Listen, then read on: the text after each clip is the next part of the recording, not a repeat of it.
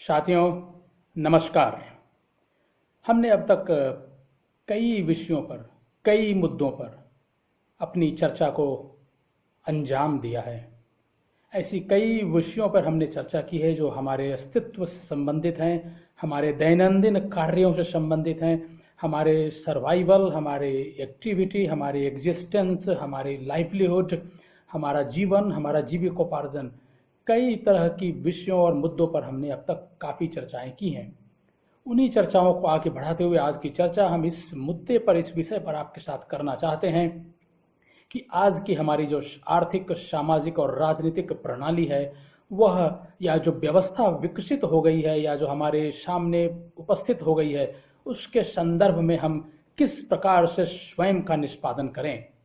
एक जनता या समाज के रूप में, या समाज का एक विंग होने के नाते, समाज की एक इकाई होने के नाते, एक जन समूह का एक हिस्सा होने के नाते हम किस प्रकार से सामाजिक तौर पर, पारिवारिक तौर पर और व्यक्तिगत तौर पर अपने आप को किस प्रकार से निष्पादित करें, किस प्रकार से अपना कार्य निष्पादन करें, ताकि हम कहीं ना कहीं अपनी इर्द गिर्द, अपने चारों ओर जो उपस्थित आर्थिक, सामाजिक और राजनीतिक व्यवस्था या तस्वीर निकल कर आ रही है, उसमें अपनी ओर से कुछ न कुछ योगदान कर सकें। किस प्रकार का योगदान संभव है, कैसे संभव है, क्या संभव है, कब संभव है, इन सब विषयों पर आज चर्चा करने की कोशिश करेंगे।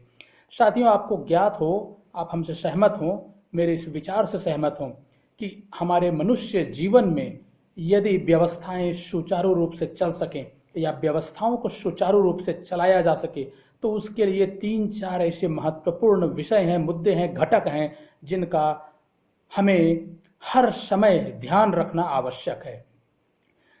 एक होता है कि हम स्वयं एक इकाई हैं, व्यक्तिगत तौर पे कहें, सामाजिक तौर पे कहें, पारिवारिक तौर पे कहें, हम जनता के रूप में एक स्वयं को इकाई मानते हैं। और साथ में हमारी जो शासन व्यवस्था है, शासन व्यवस्था में चाहे वो सत्ता पक्ष आते हों, चाहे विपक्ष आते हों, चाहे और भी इसके अतिरिक्त कोई भी, जो जैसे अपने ही देश की अगर हम बात करें तो हमारे जो 3 घटक हैं, कार्यपालिका, विधायिका और न्यायपालिका, ये सभी स्वयं को किस प्रकार से निष्पादित कर रहे हैं या इन लोगों ने अपने आप को किस प्रकार से अब तक निष्पादित किया है, इन विषयों पर हम चर्चा करें और इन विषयों पर जानने की कोशिश करें कि आज की परिस्थिति, आज की व्यवस्था, आज की जो तस्वीर है, उसमें इन लोगों का उद्देश्य या इन लोगों का जो अस्तित्व है या इन लोगों की जो उपस्थिति है, वो किस प्रकार से अपने उद्देश्यों को पूरा करने में सक्षम हो रही है और साथ में अपने समाज को भी ये लोग किस हद तक सक्षम कर रहे हैं।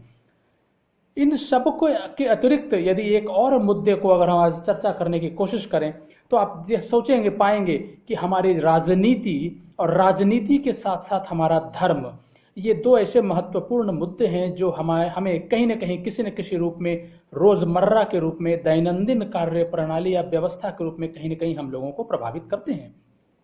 हमारी राजनीति को किस प्रकार की दिशा मिली हुई है, किस प्रकार की दशा मिली हुई है, और धर्म के संदर्भ में हमारी व्यवस्थाएं क्या है, हमारा विश्वास क्या है, हमारा भरोसा क्या है, हमारी व्यवस्था क्या है और हमारे निष्पादन करने की या उनके प्रति अपनी आस्था दिखाने की क्या हमारी परंपराएं हैं और रही हैं और अभी किस प्रकार की परंपरा है।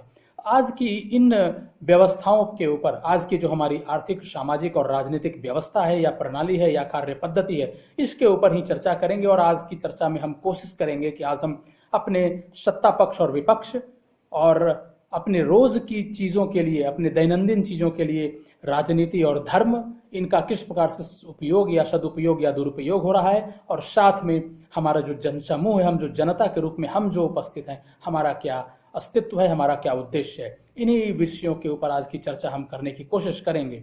आइए इसको आगे बढ़ाएं और चर्चा को पूर्ण विराम करने से पहले, चर्चा को पूर्ण विराम प्रदान करने से पहले एक विस्तृत, सारगर्भित, उद्देश्य परक अंजाम दे सकें। साथियों, आपको मालूम है कि हमारा देश, वैसे तो अगर आज हम नजर डालें तो पूरे विश्व में व्यवस्थाएं बिल्कुल गड़बड़ हैं। जिस प्रकार की समस्याओं से 2-4 हम लोगों को होना पड़ रहा है, जिस प्रकार की समस्याओं से हम लोग स्वयं को, अपने आप को मनुष्य के रूप में सामने पा रहे हैं, जिस प्रकार से हम फेस कर रहे हैं या स्ट्रगल कर रहे हैं, एक के बाद एक ऐसी ऐसी समस्याएं आ रही हैं जिस पर मनुष्य समाज जो है या मनुष्य वर्ग जो है अपने आप को असहाय महसूस कर रहा है। कई प्रकार की ऐसी समस्याएं हैं जिसमें मनुष्य स्वयं को असहाय महसूस कर रहा है, समझ में नहीं आ रहा है, दिशाहीन और दशाहीन दोनों महसूस कर रहा है। तो किस प्रकार की जीवन पद्धति को अपनाया जाए जिससे कि हम इन समस्याओं पर न केवल विजय प्राप्त कर सकें बल्कि हमारे अस्तित्व की भी हम अपनी रक्षा कर सकें। आप लोगों को मालूम होगा फ्रेंड्स, साथियों, हमें भी सबको, भारत हमारा जो देश है यह 1947 में आज़ाद हुआ, स्वतंत्र हुआ। जब स्वतंत्र हुआ उस समय की परिस्थितियां बहुत ही विकट थी, यह किसी से छिपी हुई नहीं है। देश एक ऐसे मुहाने पर था जहां पर किसी भी प्रकार की दिशा देश को देने के लिए एक बहुत बड़े निर्णय क्षमता की आवश्यकता थी। उस समय के नेताओं ने सकारात्मक विकास के लिए, समग्र विकास के लिए, उद्देश्यपरक विकास के लिए घटनाओं के क्रम को चालू करने की उम्मीद की होगी। जब उन्होंने सोचा होगा कि हम किस प्रकार से किस दिशा में, किस दशा में आगे बढ़ें, तो उनके दिमाग में यह अवश्य रहा होगा, उनके मस्तिष्क में यह अवश्य रहा होगा कि कैसे हम एक सकारात्मक विकास अपने देश को दे सकें। लेकिन आज 73 वर्षों के बाद यदि हम आत्मनिरीक्षण करें, आत्मावलोकन करें, तो क्या हम अनुभव करते हैं? क्या सकारात्मक अनुभव कर रहे हैं? क्या नकारात्मक अनुभव कर रहे हैं? अगर परिस्थितियों को देखें, समस्याओं को देखें, व्यवस्थाओं को देखें, तो कहीं ना कहीं हम अपने इर्द गिर्द, अपने चारों ओर नकारात्मकता का अनुभव करने के लिए बाध्य महसूस करते हैं, अनुभव करते हैं। निराशा न कि आशा आज की शायद दिनचर्या हो गई है। जहीं जिस किसी ओर भी नजर डालें तो ऐसी ऐसी घटनाएं, ऐसी ऐसी चीजें घट रही हैं जिससे हम आशान्वित होने की बजाय कहीं ना कहीं निराशाजनक स्वयं को महसूस करते हैं, अनुभव करते हैं। दुनिया में यदि आप नजर डालें, किसी भी विश्व के किसी भी देश पर नजर डालें, तो अधिकांश वास्तविक परिवर्तन यदि आप देखेंगे तो दुनिया में अधिकांश वास्तविक परिवर्तन या बदलाव का अगर अनुभव करने की कोशिश करें तो यह 21वीं सदी में जिस प्रकार से, जिस त्वरित गति से, जिस शीघ्रता के साथ परिवर्तन हुए हैं या बदलाव हुए हैं, वो 20वीं सदी या उससे पहले के वर्षों में, सदियों में या दशकों में शायद नहीं ही हुए हैं। आज यदि हम अपने देश की बात करें तो 21वीं सदी की अगर हम बात करें, 2000 के बाद की बात करें, तो कांग्रेस नीति यूपीए यानी कांग्रेस लेड यूपीए ने और भाजपा नीति एनडीए यानी बीजेपी लेड एनडीए, दोनों ने मिलकर देश में लगभग 10-10 वर्ष तक शासन किया है। यदि 2000 से 2020 की हम बात करें तो 1999 से 2004 और 2014 से लेकर अभी तक, और 2004 से लेकर 2014 तक भाजपा और कांग्रेस ने क्रमशः शासन किया है। आज जिस तरह से विभिन्न देशों में शासन किया जा रहा है, अपने देश के अलावा भी यदि हम नजर डालें, दूसरे देशों पर नजर डालें और अगर देखने की कोशिश करें कि कौन से शासक या कौन सी शासन व्यवस्था, किस प्रकार की शासन व्यवस्था दूसरे देशों में है, तो आज जिस तरह से विभिन्न देशों में शासन किया जा रहा है वह दुनिया और उसके विभिन्न समाजों के लिए कहीं न कहीं शायद अच्छा नहीं है। अधिकांश नेता कॉमन गुड और लार्जर इंटरेस्ट को नजरअंदाज करते हुए, सामान्य जन के लाभ को या सामान्य जन के हितों को नजरअंदाज करते हुए किसी भी कीमत पर सत्ता में अपनी निरंतरता को बनाए रखना चाहते हैं। चाहे किसी भी कीमत पर देश कहीं भी जाए, देश का विकास हो, देश का विकास न हो, देश तरक्की करे न करे, प्रगति करे न करे, उन्नति करे न करे, देश में समस्याओं का अंबार हो, लेकिन जो सत्ता वर्ग है किसी भी देश में, यदि विश्व पर हम नजर डालें, विश्व में नजर डालें किसी भी देश पर, तो शायद उनकी यही कोशिश है कि वो किसी न किसी प्रकार से सत्ता में स्वयं को काबिज रखें, स्वयं को सत्ता में निरंतर बनाए रखें। 21वीं सदी की संकटों को अगर हम बात करें तो 21वीं सदी में जो संकट हैं वो 20वीं सदी और उससे पहले के संकट से बिल्कुल ही अलग है, प्रारूप में भी और स्वरूप में भी। और वे सत्ता पक्ष के साथ साथ विपक्ष से भी प्राथमिकता की मांग करते हैं। जिस प्रकार की समस्याएं हैं, न केवल सत्ता पक्ष, न केवल विपक्ष, बल्कि पूरी जनता, पूरी जनसमूह से भी एक प्राथमिकता की मांग करते हैं, प्राथमिकता के साथ उससे निपटने की मांग करते हैं।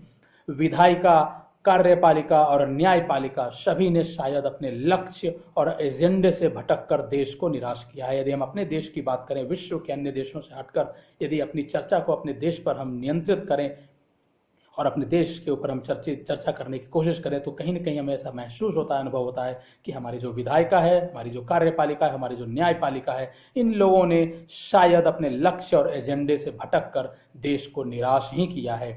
कई प्रकार की समस्याएं हमारे इर्द गिर्द हैं, लेकिन अगर हम कुछ समस्याओं की बात करें जिससे हम दो चार हो रहे हैं, जहां तक अपने भारत देश की बात है, तो बेरोजगारी, भुखमरी, आय और व्यवसाय की हानि, भ्रष्टाचार, बर्बाद शिक्षा और स्वास्थ्य देखभाल प्रणाली, धोखाधड़ी, अपराध, बाल कुपोषण, महिला शोषण, महिला अपराध, जीडीपी की हानि, demonetisation, GST, corona virus, lockdown आदि जैसे गंभीर मुद्दों को नजरअंदाज करते हुए सत्ता पक्ष और विपक्ष बेशर्मी से फेक न्यूज को बढ़ावा देने, राजनीति और धर्म के मिश्रण को बढ़ावा देने और गैर मुद्दों पर जनता का ध्यान आकर्षित करने में व्यस्त हैं। यदि हम अपने सत्ता पक्ष और विपक्ष की बात करें तो वो तीन चीजों में मुख्यतः व्यस्त है। समस्याओं की बात तो छोड़ ही दें, समस्याओं के निराकरण की बात तो छोड़ ही दें, समस्याओं को निपटाने की बात तो छोड़ ही दें, समस्याओं पर ध्यान देने की बात तो छोड़ ही दें। वे सभी, चाहे सत्ता पक्ष हो या विपक्ष हो, खासकर सत्ता पक्ष, उनका ध्यान सिर्फ तीन चीजों पे है। कैसे हम अधिक से अधिक फेक न्यूज को बढ़ावा दें, कैसे राजनीति और धर्म का सम्मिश्रण करें, दुरुपयोग करें ताकि सत्ता पर हम काबिज रहें, और गैर मुद्दों पर जनता का ध्यान किस प्रकार से आकर्षित किया जा सके। ये तीन प्राथमिकताएं सत्ता पक्ष की भी हैं और कहीं न कहीं विपक्ष की भी हैं। अधिक समय बर्बाद किए बिना हम इन तीन चीजों पर चर्चा करें जो हमारे देश को नष्ट कर रहे हैं और जिससे ऐसा महसूस होता है कि हमारा भारतीय समाज अव्यवस्थित है। कहीं न कहीं ऐसा लगता है कि जंगलों में है, वनों में है, या दिशाहीन है या दशाहीन है। राष्ट्रीय लक्ष्यों की प्राप्ति हेतु भीड़ और संकटों को निपटने में सत्ता पक्ष और विपक्ष दोनों की भूमिका पर भी हम चर्चा करेंगे। कहीं न कहीं सत्ता पक्ष की जिम्मेवारी ज्यादा होती है, विपक्ष की भी जिम्मेवारी होती है, तो इन विषयों पर आज हम चर्चा करें। आइए हम चर्चा करें कि सत्ता पक्ष और विपक्ष इन लोगों ने अपने आप को किस प्रकार से अब तक अंजाम दिया, अपने व्यवहार को, अपने चरित्र को, अपने कार्य प्रणाली को, अपने निर्णय क्षमता को, और आज किस प्रकार से कर रहे हैं। 1947 अगर हम बात करें, 1947 में जो भी समस्याएं हमारे देश में थी, जितनी भी समस्याएं हमारे देश में थी, आज भी वो समस्याएं उसी रूप में मौजूद हैं। एक भी समस्या के निराकरण की यदि बात की जाए तो हमारा सत्ता पक्ष और हमारा विपक्ष दोनों समग्र रूप से असफल रहा है। वही समस्या 1947 की तुलना में आज बहुत बड़ी और बहुत विशाल हो चुकी हैं। कई नई समस्याएं भी भारत के कंधों पर आ लदी हैं। 2020 में समस्याएं इतनी अधिक है कि न तो सत्ता पक्ष और न ही विपक्ष को उनके समाधान के बारे में कुछ पता है। वे दोनों स्वयं को दिशाहीन, दशाहीन पाते हैं।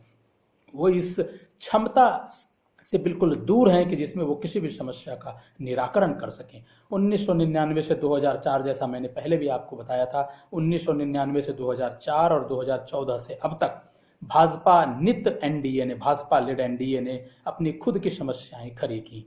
2004 से 2014 के बीच कांग्रेस नीति यूपीए या कांग्रेस लेड यूपीए ने भी अपनी अलग समस्याएं खड़ी की। अब दोनों के दोनों इस हालत में स्वयं को पाते हैं, दोनों बल्कि बेकार हैं, क्योंकि उन्हें नहीं पता कि इन समस्याओं का करना क्या है, इन समस्याओं से कैसे निपटा जाए, कैसे लड़ा जाए, कैसे इनका समाधान ढूंढा जाए। उन्हें चाहे वे गले लगा लें, चुंबन कर लें, या नफरत करें या लात मारें उनको, लेकिन दोनों सत्ता पक्ष और विपक्ष इस परिस्थिति में नहीं है कि वो समस्याओं के बारे में कुछ कर सकें या निपटाने में या निराकरण में अपना योगदान दे सकें। भारत का खून बह रहा है, ऐसा बह रहा है जिसकी सीमा नहीं है, बल्कि और अगर कहा जाए तो मर्यादा और सीमा से परे भारत का खून बह रहा है, रक्त बह रहा है, और भारत एक ऐसी अवस्था में स्वयं को पा रहा है कि जिसमें आज भारत के लिए बहुत ही दयनीय स्थिति बन रही है। संसद के लगभग 800 सदस्यों, अगर हम लोकसभा और राज्यसभा दोनों की बात करें तो संसद के लगभग 800 सदस्यों और राज्य विधानसभाओं और परिषदों, जितने भी राज्य में विधानसभाएं हैं और परिषदें हैं, 30-32 राज्यों में या यूनियन टेरिटरीज में जितने भी सदस्य हैं, विधानसभा के सदस्य और विधान परिषद के सदस्य हैं, लगभग 4200 सदस्यों के बावजूद राष्ट्रीय या राज्य स्तर की समस्याओं में से कोई भी समाधान के नजदीक कहीं भी नहीं है। 800 सांसद हैं, 4200 विधानसभा सदस्य और विधान परिषद हैं, इन सब के अलावा केंद्रीय मंत्रिमंडल है, इन सब के अलावा हमारे 30, 32, 35 राज्यों में अपना अपना एक मंत्रिमंडल है, लेकिन इन सब के बावजूद भी कोई भी राष्ट्रीय राज्य स्तर की समस्याओं में से कोई भी समाधान के नजदीक कहीं भी नहीं है, बल्कि वे कचरे के एक विशाल पर्वत का निर्माण कर रहे हैं, बल्कि एक ऐसे ढेर का रूप ले रहे हैं या एक ऐसे ढेर की शक्ल ले रहे हैं जैसे कहीं कहीं जब कचरा इकट्ठा होता है और बाद में आप 4-6 महीने 2-4 महीने के बाद नजर डालने जाएं या उस क्षेत्र से गुजरें तो आप देखते हैं कि अचानक एक कचरों का ढेर खड़ा हो गया है। लगता है कि भारत के सामने भी या भारत की अवस्था भी, स्थिति भी बिल्कुल वैसी ही है। सत्ता पक्ष और विपक्ष ने मिलकर एक ऐसे कचरे के ढेर का निर्माण कर दिया है समस्याओं के रूप में कि जिससे निपटना बहुत ही मुश्किल हो रहा है। भाजपा लेड एनडीए, भाजपा नीति एनडीए 18 राज्यों और केंद्र शासित प्रदेशों में सत्ता में है। कांग्रेस नीति यूपीए 6 राज्यों और केंद्र शासित प्रदेशों में है और एक राज्य में राष्ट्रपति शासन या एक केंद्र शासित प्रदेश की बात करें तो राष्ट्रपति शासन लगा हुआ है। इनके अलावा करीब 7 राज्य ऐसे हैं जहां पे सिंगल पार्टीज हैं, एकल दल हैं, जो अपनी अपनी सत्ता में अपने अपने राज्यों में काबिज हैं। कोई भी राज्य सरकार किसी भी समस्या या संकट के समाधान में रोल मॉडल के रूप में नेतृत्व प्रदान करने में सक्षम नहीं पा रही है। ऐसी क्या मजबूरी है या ऐसी क्या व्यवस्था है केंद्र की या राज्य सरकारों की कि जिसके कारण जितनी भी समस्याओं से देश आज दो चार है या हमारी जनता दो चार है या हमारी राज्यों की बात करें, पूरे देश की भी बात करें, तो कोई भी राज्य या केंद्र सरकार भी समस्याओं से निपटने में स्वयं को एक रोल मॉडल के रूप में उपस्थित करने में या आगे करने में स्वयं को असफल क्यों पाते हैं? ऐसे क्या कारण है? क्यों वे स्वयं को निष्पादित करने में असफल हैं?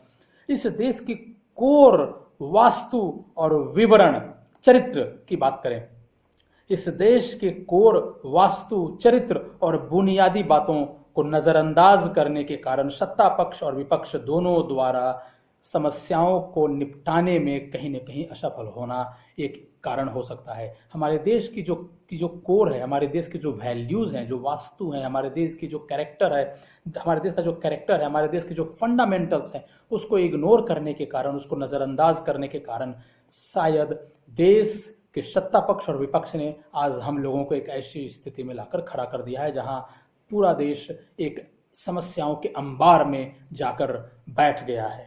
इन कारकों से विमुख नीतियां, योजनाएं और विवरण भारत को विनाशकारी अंधी गली की अंधे कोनों में धकेल रहे हैं। भारत एक ऐसे विनाशकारी अंधी गली की ओर अग्रसर है जहां पर स्वयं को असहाय महसूस करने के अलावा, अनुभव करने के अलावा और कोई विकल्प नहीं दिखता, नहीं बचता। और इसका कारण है कि चूंकि हमारे देश की सत्ता पक्ष, हमारे देश का विपक्ष इस देश की चरित्र, बुनियादी बातों, कोर और वास्तु को बिल्कुल नजरअंदाज कर चुका है। सत्ता पक्ष देश के सामने आने वाली समस्याओं के बारे में दिशाहीन है, निंदनीय विचार के साथ अपनी ही दुनिया में रहना है या रहने वाले हैं।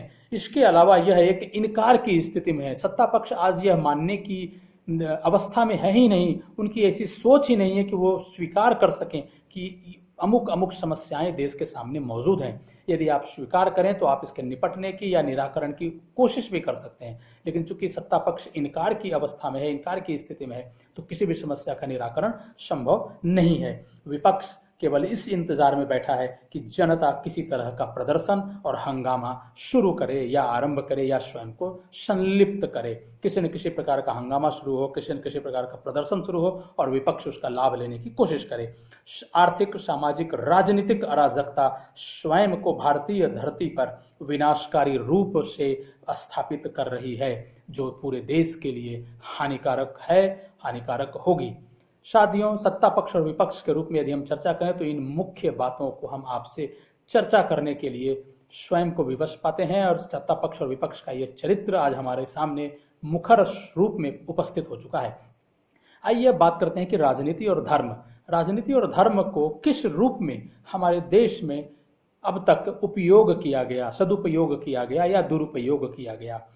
जब हम किसी भी चीज के लिए, हमारे व्यक्तिगत तौर की हम बात करें या पारिवारिक तौर की बात करें, जब हम किसी भी चीज के लिए पूजा या प्रार्थना करते हैं या आराधना करते हैं तो हम उसे गुप्त रखना पसंद करते हैं। हम चाहते हैं कि वह गोपनीय हो, उसकी चर्चा हम दूसरों से नहीं करना चाहते, उसे अपने स्तर पर ही करना चाहते हैं या अपने स्तर पर ही हम उसे निष्पादित करते हैं।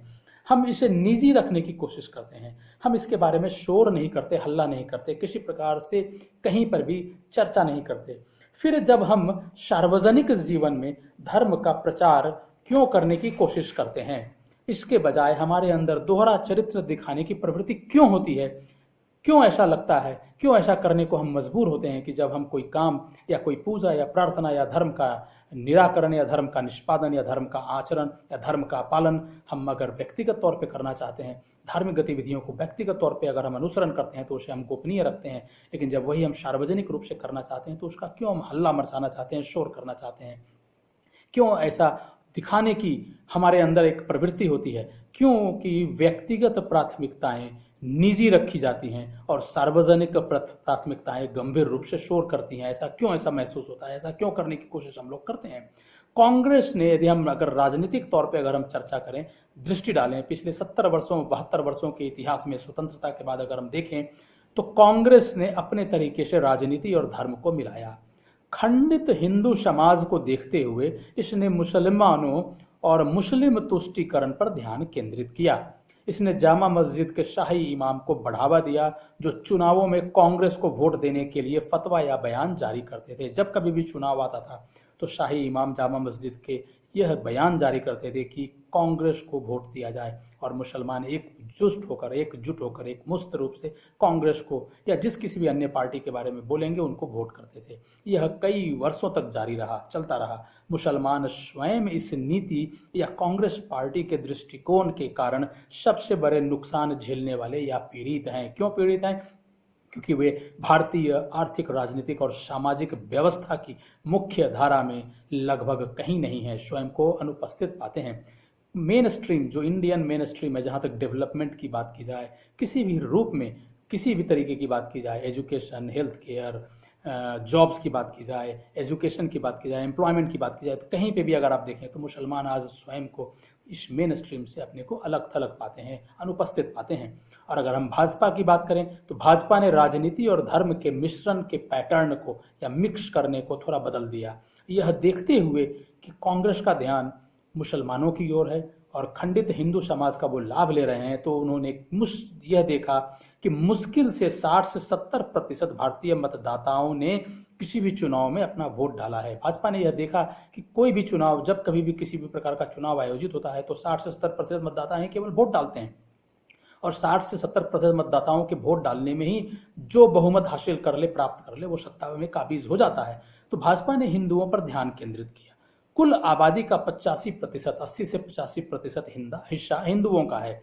यह सोचकर कि अगर 50%, 40 से 50% हिंदू मतदाता भी भाजपा को वोट दे दें तो वह चुनाव जीतने और सरकार बनाने में सक्षम होगी, कामयाब होगी। भाजपा ने आबादी के इसी समीकरण का लाभ उठाने के लिए हिंदुओं और हिंदू मुद्दों के बारे में बातचीत करना शुरू कर दिया। राम मंदिर आदि ऐसा ही एक मुद्दा था। कई प्रकार के ऐसे मुद्दे हैं, सामाजिक, धार्मिक, आर्थिक, जो हिंदुओं के संदर्भ में अपना एक अलग महत्व रखते हैं। राजनीति और धर्म का मिश्रण हमेशा समाज के लिए घाटे का सौदा होगा। यदि आप अगर देखें तो जब जो कोई भी समाज, जिस किसी भी समाज में राजनीतिक तौर पर धर्म का, धार्मिक भावनाओं का मिश्रण किया जाएगा, वो समाज या व्यवस्था, वो सामाजिक व्यवस्था आर्थिक और राजनीतिक तौर पे कभी भी सुदृढ़ नहीं होगी, विकासोन्मुख नहीं होगी। उदाहरण के लिए अगर हम भारत के मामले को ही देखें तो 80 से 85% जनसंख्या हिंदू है। सरकार की नीतियों, निर्णयों या उपायों के बुरे प्रभाव हिंदुओं को ही सबसे अधिक प्रभावित करेंगे, क्योंकि वे बहुमत में हैं। अगर हम भाजपा के निर्णयों की बात करें, कार्यों की बात करें जो पिछले 6 सालों में उन्होंने किया, और जिस प्रकार से बुरे परिणाम या दुष्परिणाम हमारे सामने हैं, जिस किसी भी मामले में, चाहे वो डिमोनेटाइजेशन हो, जीएसटी हो, या लॉकडाउन हो कोरोना के कारण, या और भी जो समस्याएं हैं, इन सब का खामियाजा या नुकसान बहुमत ही झेल रही है। और बहुमत में कौन है? 80 से 85% हिंदू हैं। लेकिन उन्हीं हिंदुओं के दम पर हिंदू राजनीति करके, हिंदू धर्म की राजनीति करके भाजपा सत्ता पर काबिज हुई, और सर्वाधिक नुकसान भी किसका कर रही है? जिसके कारण यह चुनाव में जीत कर सत्ता पर काबिज हुई, उन्हीं का नुकसान भी कर रही है। तो कहीं ना कहीं आप अगर ये देखें तो राजनीति और धर्म का मिश्रण समाज के लिए घाटे का सौदा होता है। देश के सभी उपरोक्त संकटों के कारण हिंदू सर्वाधिक और अधिकतम पीड़ित हैं। भाजपा सरकार उसी वर्ग को सबसे अधिक नुकसान पहुंचा रही है जिसने चुनाव में उसे जीतने में मदद की। हिंदुओं की स्थिति कुछ ही समय में मुसलमानों की तरह हो सकती है।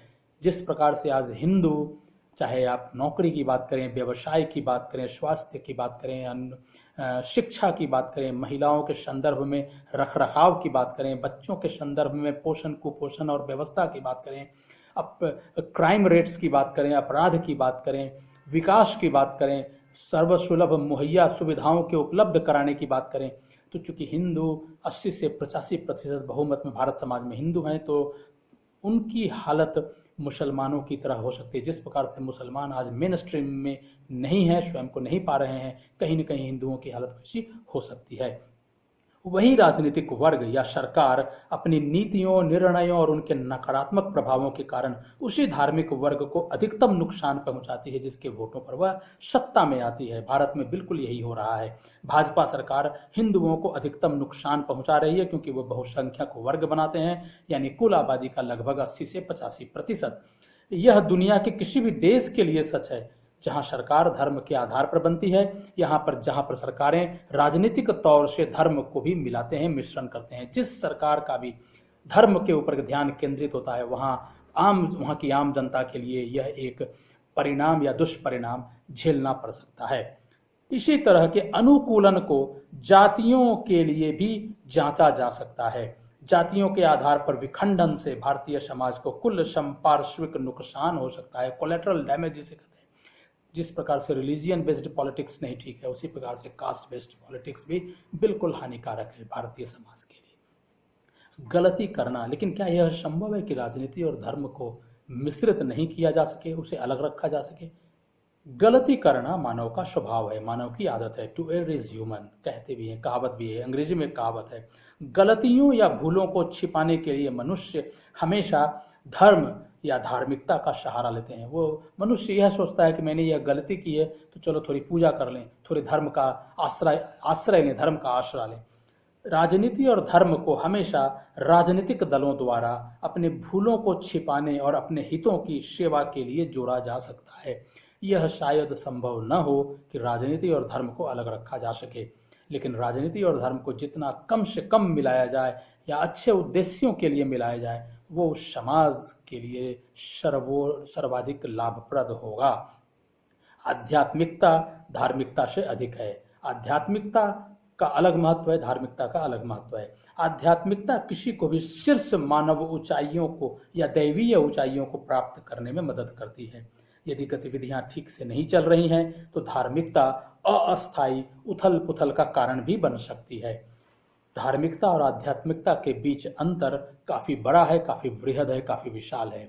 आध्यात्मिकता कहीं न कहीं मनुष्य को ऊंचाइयों की ओर ले जा सकती है, लेकिन धार्मिकता अगर कहीं भी खंडित हो गई या धार्मिकता खराब या बुरे उद्देश्यों के साथ अगर जुड़ गई तो यह अस्थायी उथल पुथल का कारण बन सकती है। अब इन सब चीजों के ऊपर चर्चा करने के बाद सत्ता पक्ष और विपक्ष और बाद में राजनीति और धर्म के मिश्रण, इस पर चर्चा करने के बाद हम यह चर्चा करने की कोशिश करें कि जनसमूह की एक इकाई होने के नाते, जनता की एक इकाई होने के नाते हम लोगों का आचरण, हम लोगों का व्यवहार किस प्रकार से है। एक कहावत है, यथा राजा तथा प्रजा, as is the king so is the subject. जैसा राजा होता है वैसी प्रजा होती है। राजा जिस प्रकार से आचरण करता है, व्यवहार करता है, प्रजा भी उसी आचरण में या उसी प्रकार के व्यवहार में संलिप्त हो जाती है, लग जाती है। थॉमस जेफरसन जो अमेरिका के तीसरे राष्ट्रपति थे, उन्होंने एक और बात कही है। उनका एक काफी फेमस कोट है, आप जिस सरकार का चुनाव करते हैं वह सरकार आपके योग्य होती है। कहने का मतलब यह है कि आप जिस सरकार के योग्य हैं उसी सरकार का आप चुनाव करते हैं।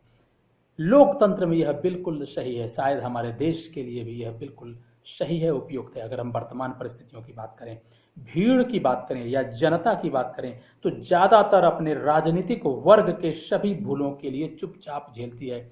जो भी सत्ता पक्ष होता है या सत्ता वर्ग होता है, उसकी जो भी गलतियां हैं उसको भीड़ या जनता चुपचाप झेलती है, क्योंकि झेलने के सिवाय शायद उसके सामने कोई विकल्प नहीं है, ऐसा वो महसूस करती है। चूंकि यह प्रमुख मुद्दों को दरकिनार कर अस्थायी मुद्दों पर मतदान करना पसंद करता है। यह परंपराएं बन गई हैं। पिछले कई चुनावों की अगर हम बात करें और देखें, अनुभव करें, तो जो मुख्य मुद्दे हैं उसको दरकिनार कर हम अस्थायी मुद्दों पर या ऐसे मुद्दों पर, गैर मुद्दों पर वोट डालते हैं, मतदान करते हैं या मतदान करना पसंद करते हैं। और इसीलिए यह ज्यादातर नकारात्मक परिणामों की उम्मीद हम कर सकते हैं या नकारात्मक परिणामों को ही सामने लाता है।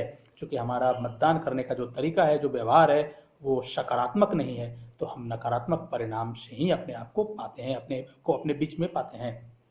धन के ऊपर, प्रस्तावों के ऊपर, ऑफर्स के ऊपर, जाति के ऊपर, धर्म के ऊपर या तुष्टीकरण आदि के ऊपर वोट करना आत्मघाती है, सुसाइडल है। इन चीज़ों पर चूंकि वोट करने की परंपरा है तो ये हमारे लिए बहुत ही नुकसानदेह है, आत्मघाती है। आज पब्लिक या जन समूह या जनता अपने ही हाथों से पीड़ित है, क्योंकि वह दूसरों को अपने दिन प्रतिदिन के मुद्दों और महत्व के मामलों और अपने अस्तित्व से संबंधित निर्णय लेने की अनुमति दे चुकी है। आज की जनता इसलिए चुपचाप झेल रही है या नुकसान के बीच में अपने आप को पाती है या हानिकारक अवस्था में स्वयं को देख रही है, क्योंकि अपने अस्तित्व से संबंधित जितने भी मुद्दे हैं उसको जनता ने दूसरों के ऊपर ट्रांसफर कर दिया है या दूसरों के ऊपर थोप दिया है कि वो निर्णय लें, और वो निर्णय फिर जनता यह उम्मीद करती है कि हमारे लिए उपयुक्त हो, उचित हो, लाभप्रद हो। भीड़ ज्यादातर स्वयं को गैर उत्पादक और हानिकारक गतिविधियों में संलग्न करने की कोशिश करती है। सत्ता पक्ष और विपक्ष दोनों ही जनता के लिए तनिक भी चिंतित नहीं हैं और कोई महत्व नहीं देते हैं। चाहे सत्ता पक्ष की बात की जाए या विपक्ष की बात की जाए, दोनों, यदि पब्लिक की बात की जाए तो दे रूलिंग क्लास भी और अपोजिशन क्लास भी, they take the public or the crowd or the voters for granted. They are not bothered about the public. They are not at all bothered about the public. और उनको कोई महत्व नहीं देते, उनके बारे में तनिक भी चिंता भी नहीं करते। साथियों, जिस किसी भी देश में, राष्ट्र में या जिस किसी भी समाज में सत्ता पक्ष और विपक्ष को जिम्मेवार बनाया रखा जाएगा, राजनीति और धर्म के मिश्रण को कम से कम, यदि बिल्कुल समाप्त नहीं किया जाए, कम से कम रखा जाए या अच्छी चीज़ों के लिए रखा जाएगा, और जिस देश की या जिस समाज की जनता या जनसमूह अपने दायित्वों के प्रति, अपने अधिकारों के प्रति, अपने कर्तव्यों के प्रति जागरूक रहेगी, सजग रहेगी, उस समाज को, उस देश को प्रगति करने से कोई रोक नहीं सकता। साथियों, आज की चर्चा इन मुख्य मुद्दों पर करने का मेरा उद्देश्य था, और आपको यह बताने का उद्देश्य था कि हम कैसे अपने आप को इन समस्याओं से जो आज हमारे इर्द गिर्द हैं, हमारे चारों ओर हैं, कैसे उनसे हम निपट सकें, उनका निराकरण कर सकें। आप सबको बहुत ही उज्जवल भविष्य की शुभकामनाओं के साथ मैं इस चर्चा को पूर्ण विराम देता हूँ, समाप्त करता हूँ। पुनः आप सभी को धन्यवाद साथियों। Thank you.